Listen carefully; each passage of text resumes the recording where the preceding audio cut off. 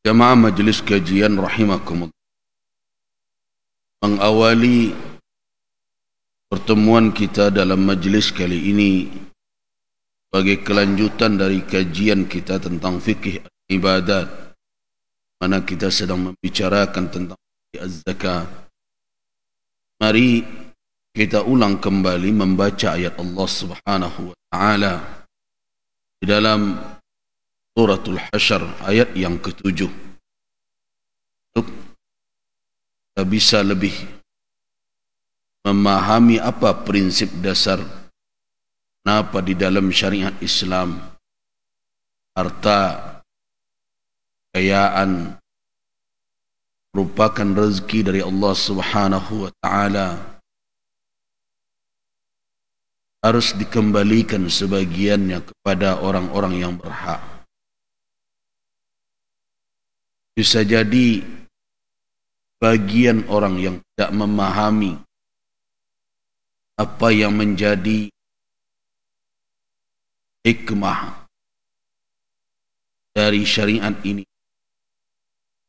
Mereka bisa saja beralasan, bukankah kita yang bersusah payah cari, mengumpulkan, menjaga harta ini?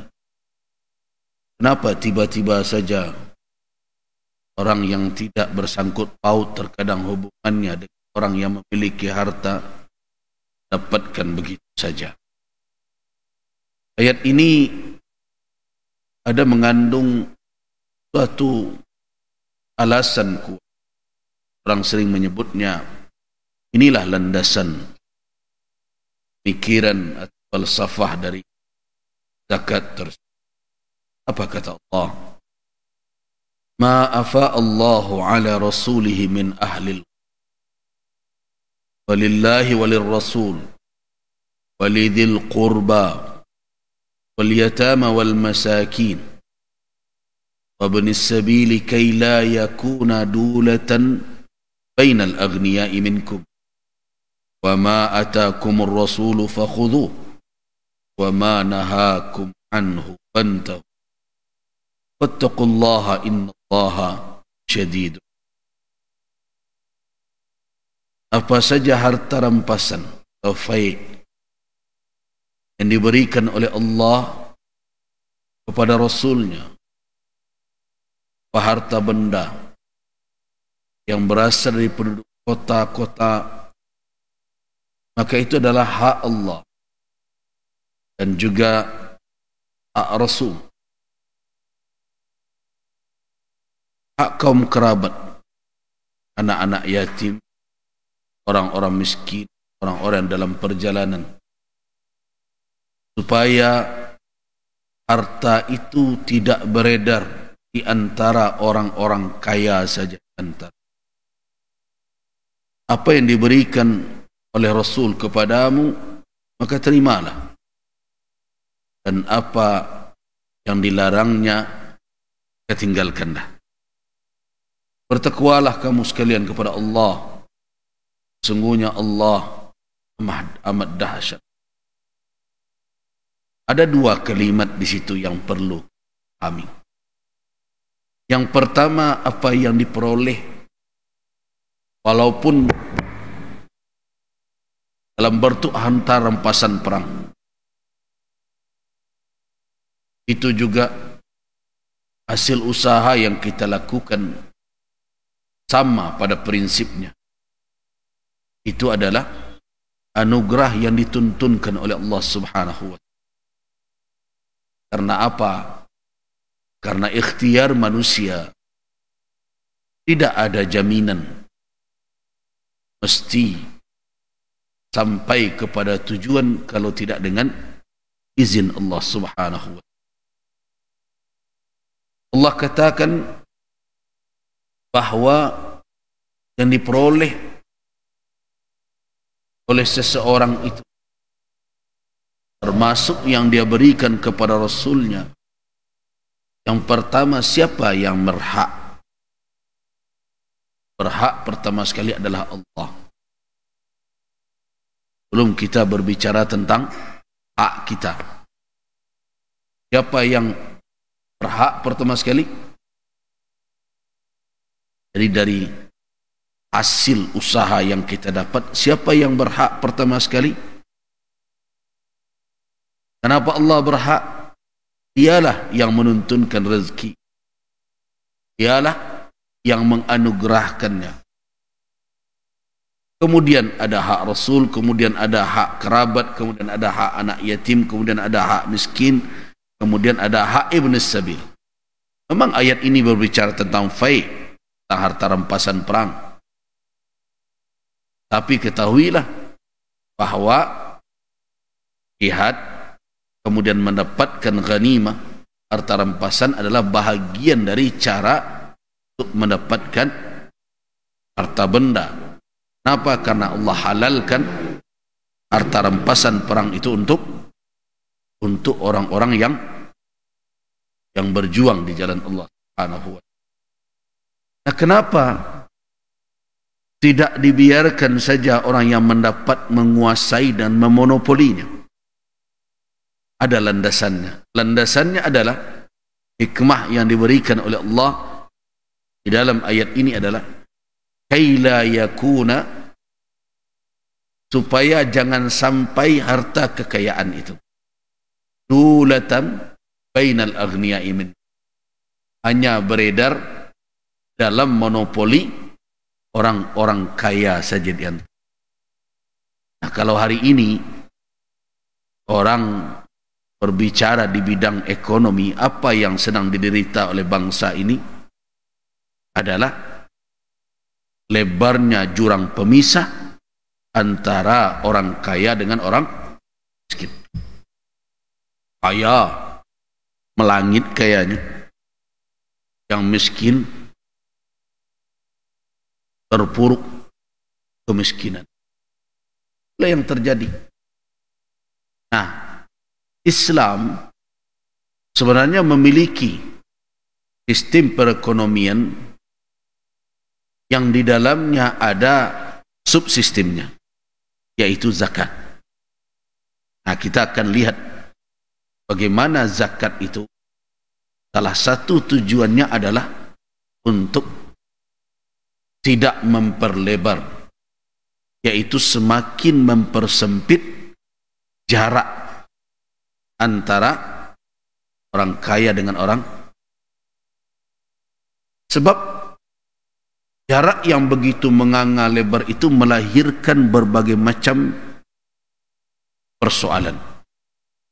Di antara persoalan yang paling berat ketika miskin dan kaya itu terlalu compang, terlalu jauh, adalah eksploitasi. Pertama, orang kaya akan mengeksploitasi, akan memanfaatkan dengan cara bagaimanapun orang-orang miskin. Dengan apa? Dengan memanfaatkan kemiskinan mereka. Tujuannya untuk apa? Semakin menumpuk kekayaan. Karena itu di dalam Islam ada distribusi hasil kepada fuqara dan masakin. Apa alasannya? Kita yang susah mencari. Iya, tetapi ingat bahwa kamu hanya bisa berusaha. Sedangkan rezeki tentukan oleh Allah Subhanahu wa ta'ala. Sekarang Ar-Razzaq, yang maha pemberi rezeki itu, yang meminta kepadamu, sisihkan sebagian untuk hambaku yang lain. Apakah kamu akan menolaknya? Tidak semuanya, hanya sebagian kecil dari apa yang kamu peroleh. Anfiqu min tayyibati ma kasabtum wa mimma akhrajna lakum minal ardh. Nah, itulah landasan zakat. Nah, kalau kita lihat di dalam sistem zakat, mari kita perhatikan. Al-amwal, harta yang terkena oleh zakat, sudah kita jelaskan selama harta itu berpotensi untuk berkembang. maka dia adalah termasuk harta zakat. Dari sisi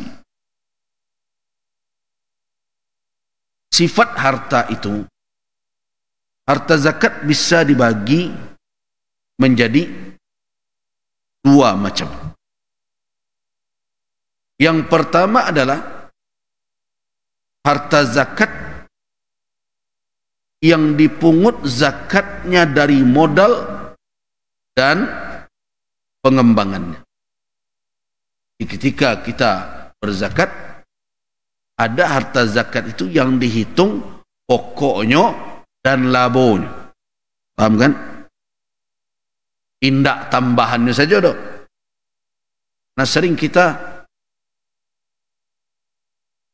menemukan dari pertanyaan masyarakat, dia menghitung zakatnya tahun lalu kanalah, ini dan tambahnya saja lagi. Nah, ini orang tidak mengerti bagaimana syariat zakat. Jadi ada zakat yang dikenai setiap tahun itu apa? Pokoknya dan tambahannya. Itu ra'sul mal an-nami wa nama'uhu. Modal yang memang berpotensi untuk dikembangkan dengan tambahannya atau yang berkembang dari itu setiap tahun. Nah, ada 3 harta zakat yang termasuk kategori ini. Mana itu? Yang pertama adalah az-zahab wal fiddah, naqdan, yaitu emas dan perak. Dan termasuklah di dalamnya uang, karena uang masuk kategori itu. Kenapa uang dimasukkan kategori emas dan perak? Karena di masa Rasul, emas dan perak itu adalah bahan dasar dari uang, yaitu dinar dan dirham. Karena itu dinar dan dirham dahulu tidak seperti dolar dan rupiah sekarang, naik-naik turun, serupa jakun-jakun awak itu. Ya kan? Dengan naik turun tu akhirnya naik turun dan kunyang-kunyang di tangan-tangan ibu-ibu itu.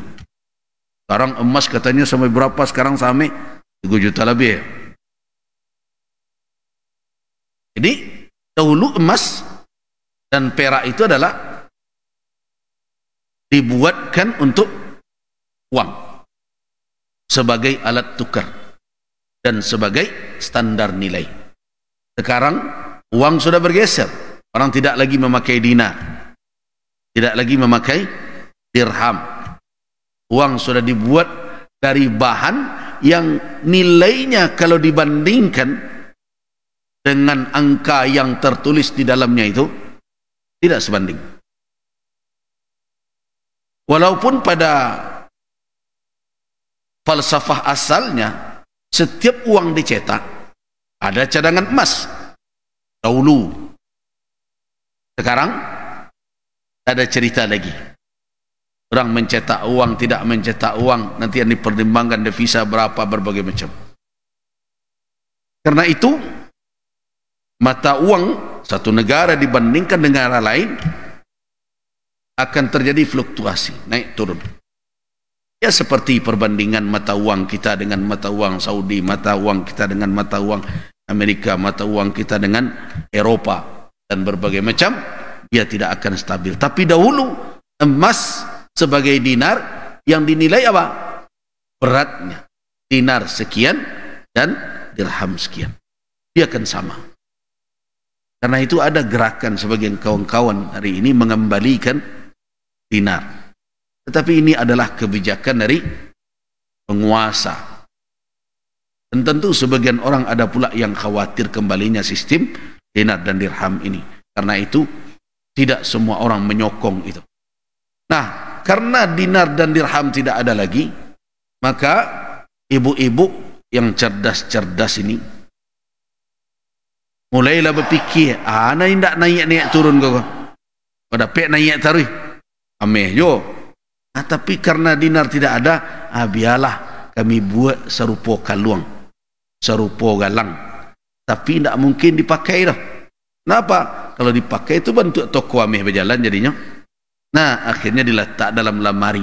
Nah, berperanlah sekarang perhiasan yang dibeli itu, karena tidak lagi dinar dan dirham, maka itulah yang menjadi andalan sebagai simpanan.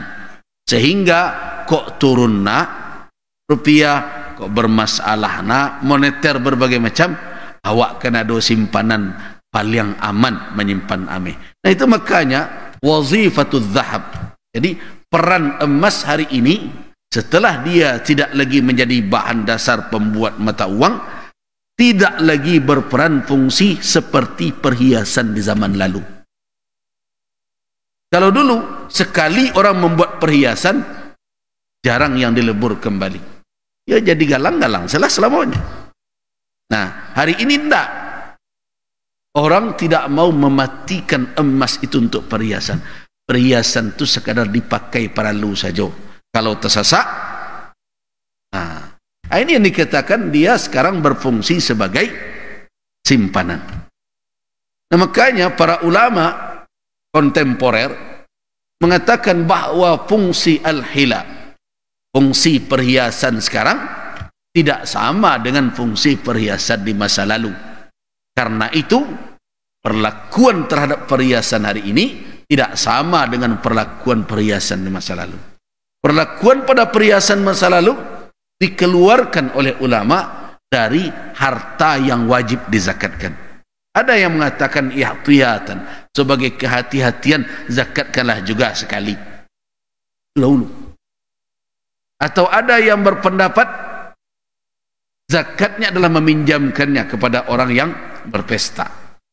Nah, sekarang para ulama mengatakan bahwa emas yang tidak menjadi perhiasan rutin wanita itu, karena laki-laki tidak memakai emas ya di dalam syariat kita, nah, emas yang tidak menjadi perhiasan rutin itu termasuk harta zakat.